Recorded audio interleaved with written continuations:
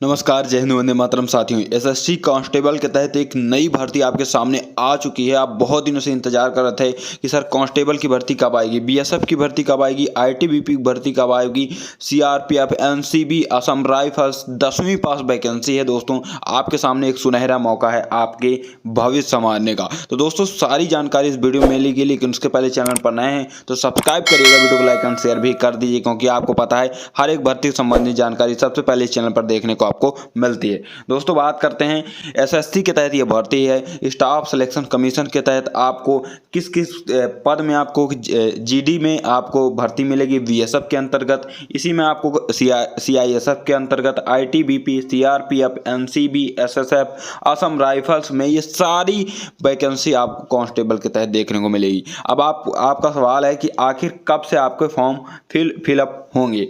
तो दोस्तों, आपके फॉर्म 27/10/2022 से आपको स्टार्ट हो जाएंगे, जो कि 30/11/2022 तक चलेंगे, और आपकी फीस पेमेंट की लास्ट डेट होगी 1/12/2022। अब आप पूछेंगे कि सर एग्जाम किस मोड में होगा, ऑफलाइन होगा फिर ऑनलाइन होगा।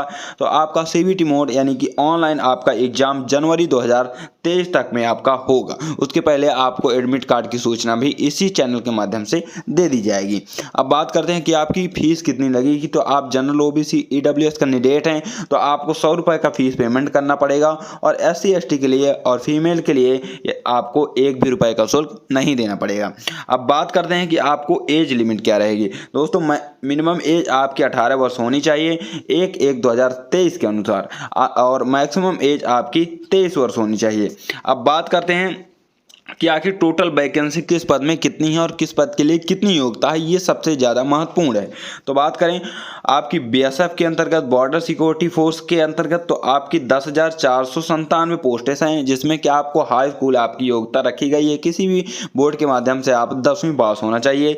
इसी प्रकार आपकी सीआईएसएफ में 100 पोस्ट रखी गई है। सीआरपीएफ में आपको 8,911 पोस्ट रखी गई है, यानी कि काफ़ी सारी पोस्टें हैं। दोस्तों, आप बात करते हैं एसएसबी के अंतर्गत 1284 पोस्ट आपकी रखी गई हैं, यहाँ पर आप देख सकते हैं, और 1613 पोस्ट आपको आईटीबीपी के अंतर्गत यानी कि इंडो असम राइफल्स के अंतर्गत, एआर के अंतर्गत बात करें तो 1697 पोस्टें रखी गई हैं। इसी प्रकार आपका एसएसएफ के अंतर्गत 103 पोस्ट रखी गई हैं, और एनसीबी के अंतर्गत 164 पोस्ट रखी गई हैं, यानी कि काफ़ी सारे पद हैं। अब आपको सिर्फ तैयारी में लग जाना है। और आपका आवेदन कैसे करना है, यदि आप जानना चाहते हैं कि आपकी कैटेगरी ओबीसी है या ईडब्ल्यूएस, एससी, एसटी में कितनी कौन सी पोस्टें हैं, तो इसी प्रकार पूरा चार्ट आपके सामने है, आप इस चार्ट में देख सकते हैं। इसके अलावा आपको हाइट कितनी होनी चाहिए, आपकी रनिंग कितनी होनी चाहिए, ये भी आपको इस वीडियो में चलिए मैं बता देता हूँ। दोस्तों, अब बात करते हैं आपको हाइट किस कैटेगरी में कितनी होनी चाहिए।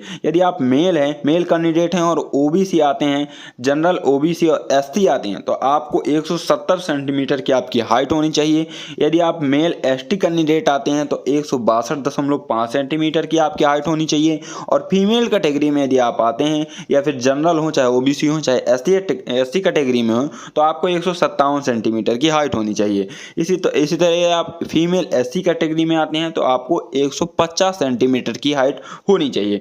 चेस्ट की बात करें तो मेल कैंडिडेट के लिए चेस्ट रखा गया 80 से 85 सेंटीमीटर आपका होने चाहिए, जनरल ओबीसी और एससी कैंडिडेट के लिए। इसी प्रकार एसटी कैंडिडेट के लिए 76 से 80 सेंटीमीटर होना चाहिए। फीमेल कैटेगरी के लिए चेस्ट की कोई सीमा नहीं रखी गई है। इसी प्रकार अब बात करते हैं आपके रनिंग की। तो रनिंग, यदि आप मेल कैंडिडेट हैं और जनरल ओबीसी और एससी कैटेगरी में आते हैं तो आपको 5 किलोमीटर, जी हाँ दोस्तों, 5 किलोमीटर की रनिंग करनी पड़ेगी। और आपको टाइम की बात करें तो आपको 24 मिनट का टाइम दिया जाएगा। इसी प्रकार आपको एसटी कैंडिडेट के लिए भी 5 किलोमीटर 24 मिनट में करने पड़ेंगे।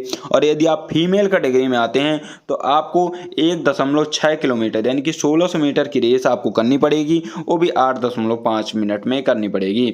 और इसी प्रकार यदि आप एसटी कैंडिडेट आते हैं तो सेम क्राइटेरिया फीमेल के लिए यही रखा गया है, 1.6 किलोमीटर 8.5 मिनट में। अब आपको ऑनलाइन फॉर्म कैसे भरना है, तो ऑनलाइन फॉर्म की लिंक सारी लिंक आपको इस चैनल के नीचे मिल जाएगी। और टेलीग्राम यदि आप हमारे ज्वाइन करना चाहते हैं तो उसकी भी लिंक आपको नीचे मिलेगी डिस्क्रिप्शन से। टेलीग्राम लिंक को ज्वाइन करिएगा, समय समय में आपको अपडेट मिलती रहेगी। और भी कोई जानकारी चाहिए तो नीचे कमेंट बॉक्स में लिखिएगा, उसका रिप्लाई भी आपको मिल जाएगा।